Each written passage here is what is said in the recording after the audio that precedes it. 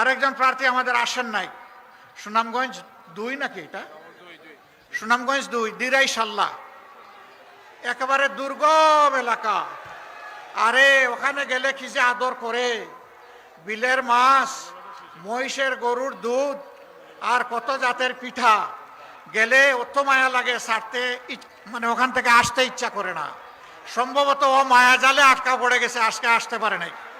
তার জন্যে আমি একটু দাড়িপাল্লা চাইবো এখান থেকে।